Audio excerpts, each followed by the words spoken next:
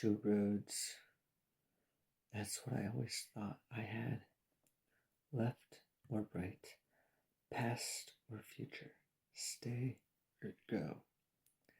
Standing at that crossroads, everything I knew about choice, about fate, about who I was wrong.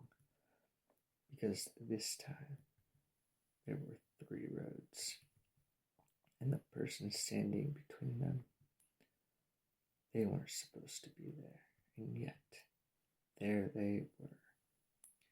And when I saw their face, I knew everything was about to change. The figure at the crossroads, I knew them.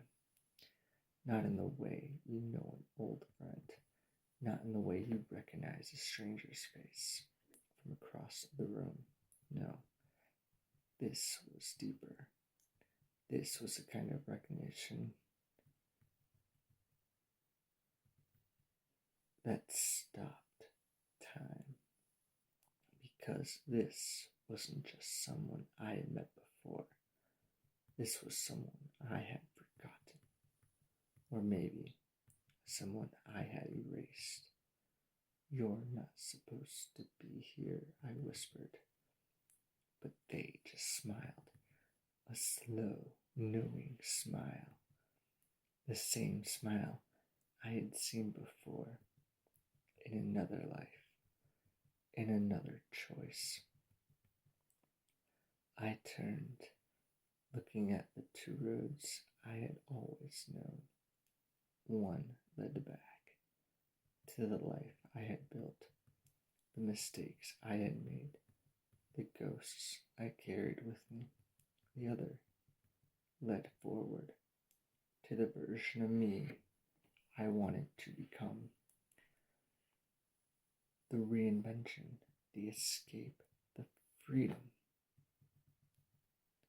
And then there was the third road, a road that had never been there before, a road that shouldn't exist, and yet it did. And the figure standing in front of it, they were waiting for me, for something only I could do. You've been here before, they said, and I shook my head. No, I haven't.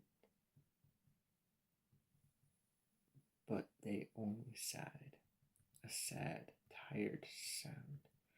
You just don't remember. And then it happened. A rush of images, a flood of memories I hadn't known were missing. A version of me, younger, standing at this very crossroad, taking a road, and then the memory shattered, like glass breaking, like a story being rewritten, and I was left standing there, face to face with the one person who had the answers. I stepped closer. The air between us crackled, like a storm waiting to break. Who are you? I asked, and they looked at me with something like pity, with something like regret, and they said the words that made my blood run cold. I'm the version of you that took the third road. I stared at them, at myself. Not the past version, not the future me I had been chasing, but something else, something different, something I couldn't quite understand. And yet I realized this wasn't just about choosing a path. This was about choosing who I was going to be. And for the first time, I didn't know what to do.